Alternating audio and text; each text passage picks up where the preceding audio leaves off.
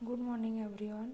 आज हम NEET UG 2025 की जो सिलेबस है केमिस्ट्री, ऑर्गेनिक केमिस्ट्री में की बात करेंगे। तो प्यूरिफिकेशन ऑर्गेनिक केमिस्ट्री में जो प्यूरिफिकेशन और कैरेक्टराइजेशन ऑफ ऑर्गेनिक केमिस्ट्री में से प्यूरिफिकेशन में से कौन कौन से चैप्टर्स आएंगे? क्रिस्टलाइजेशन, सब्लिमेशन, डिफरेंशियल एक्सट्रैक्शन आएंगे। इसके अलावा chromatography principles and their applications, ये सब आएंगे। फिर क्वालिटेटिव एनालिसिस में से detection of nitrogen, sulphur, phosphorus and halogens, इसके बारे में आप पढ़ेंगे। ठीक है। इसके बाद है क्वांटिटेटिव एनालिसिस में बेसिक प्रिंसिपल्स ओनली पढ़ना है, जैसे कि एस्टिमेशन ऑफ कार्बन कैसे किया जाता है, hydrogen, nitrogen, halogen, sulphur, phosphorus के क्वांटिटेटिव एनालिसिस के बारे में आपको पढ़ना। Calculative of empirical formula and molecular formula, numericals पढ़ना है। न्यूमेरिकल्स प्रॉब्लम जो है, जो एनसीईआरटी में दिया है, inorganic numericals problem in organic quantitative analysis, इसके बारे में आपको पढ़नी है।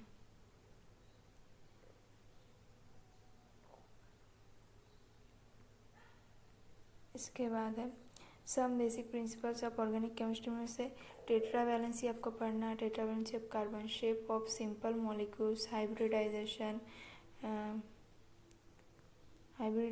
पढ़नी है। Classifications of organic compounds based on functional groups, फिर and those containing halogen, oxygen, nitrogen and sulphur. Homologous series जैसे कि isomerism, structure and stereo isomerism, ये सब पढ़ना बेसिक में। नॉमेनक्लेचर में क्या पढ़ना है? Covalent bond fission, homolytic and heterolytic, free radical, carbocation, कार्बोएनायन, stability of carbocation and free radical, electrophiles and nucleophiles, इसके बारे में पढ़ना है। इसके बाद आपको पढ़ना है इलेक्ट्रॉनिक डिस्प्लेसमेंट इन कोवैलेंट में, inductive effect, electromeric effect, resonance और हाइपर कंजुगेशन, इसके बारे में पढ़ना है। अब common types of organic reactions में substitution, addition, elimination and rearrangement, इसको पढ़ना है। ठीक है। इसके बाद हाइड्रोकार्बन में क्या क्या पढ़ना है? Classification, isomerism, IUPAC, nomenclature, general methods of preparation, properties and reactions. Alkanes में क्या क्या पढ़ना है? क्लासिफिकेशन, कॉन्फर्मेशन पढ़ना है, सॉहर्स पढ़ना है, Newman projection, mechanism of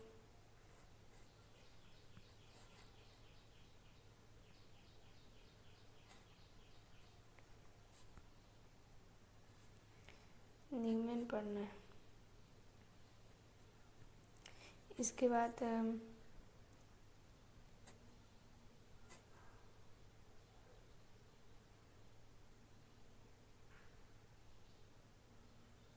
mechanism halogenation of alkene, ये सब पढ़ना है। इसके बाद एल्किन में क्या पढ़ना है? Geometrical isomerism, mechanism of electrophilic additions, इसके बारे में पढ़ना है।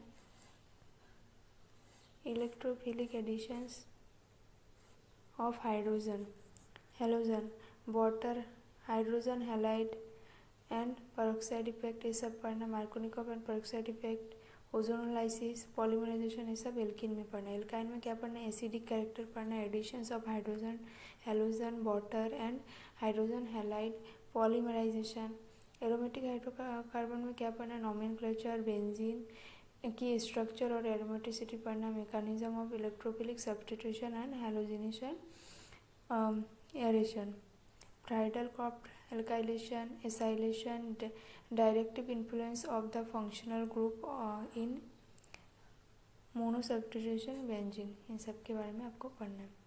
ऑर्गेनिक कंपाउंड कंटेनिंग हेलोजन्स में आपको क्या पढ़ना है? तो सबसे पहले क्या पढ़ना है, general methods of preparation, properties and reactions, nature of CH bond, mechanism of substitution reaction, इसके बारे में पढ़ना है आपको। उसके बाद ऑर्गेनिक कंपाउंड कंटेनिंग ऑक्सीजन में जनरल मेथड्स ऑफ प्रिपरेशन पढ़ना है, प्रॉपर्टीज पढ़ना है, रिएक्शंस पढ़ना है और उनके यूज़ पढ़ना है।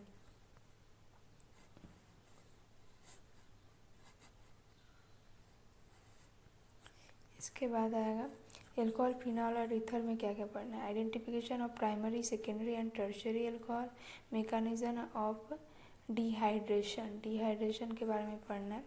इसके बाद है फिनॉल, फिनॉल में क्या पढ़ना है, एसिडिक नेचर पढ़ना है, इलेक्ट्रोफिलिक पढ़ना है, सब्स्टिट्यूशन पढ़ना है, सब्स्टिट्यूशन रिएक्शन पढ़ना है, halogenation, nitration, sulphonation, Rymer timer reaction, ये सब फिनॉल्स में पढ़ना है। ईथर्स में क्या पढ़ना है, only structures. Aldehyde and ketone में nature of carbonyl group, nucleophilic addition और 2C-O group, relatives CO groups, relative reactivities of aldehyde and ketones पढ़ना है। Important reaction such as nucleic addition reaction, ये सब की addition, Grignard reagent, oxidation reduction, ठीक है। The acidity of alpha hydrogen, aldol condensation, Cannizzaro reaction, haloform reaction, chemical test to distinguish between aldehyde and ketones, carboxylic acid, acidic strength and factors affecting it, ठीक है, इसको पढ़ना carboxylic acid में। Organic compounds containing nitrogen में क्या पढ़ना, general method of preparation पढ़ना, properties भी पढ़ना, रिएक्शंस पढ़ना और यूजेस पढ़ना है। एमीन्स में क्या पढ़ना है, नॉमेनक्लेचर पढ़ना है, क्लासिफिकेशन पढ़ना है, स्ट्रक्चर पढ़ना है, बेसिक कैरेक्टर्स पढ़नी है और and identification of primary, secondary and tertiary amines के बारे में आइडेंटिफिकेशन होनी चाहिए आपको and their basic characters. Diazonium salts में क्या पढ़ना है आपको, importance in synthetic organic chemistry, इसके बारे में पढ़ना है। बायोमोलिक्यूल्स में क्या क्या पढ़नी है आपको, general introduction and importance of biomolecules. Carb में क्या पढ़ना है, कार्बोहाइड्रेट में क्लासिफिकेशन, एल्डोल एंड कीटोन्स के क्लासिफिकेशन, मोनोसैकेराइड्स पढ़ना है जैसे कि मोनोसैकेराइड में ग्लूकोज और क्या क्या बताया गया, फ्रक्टोज के बारे में पढ़ना है। And constituents monosaccharide of oligosaccharide जैसे सुक्रोज, लैक्टोज एंड माल्टोज, इसके बारे में पढ़नी है आपको। प्रोटीन्स में क्या क्या पढ़ने हैं, प्रोटीन्स में elementary idea of alpha amino acid, peptide bond, polypeptide bond, फिर proteins primary, secondary, tertiary and quaternary structure के बारे में पढ़ना है।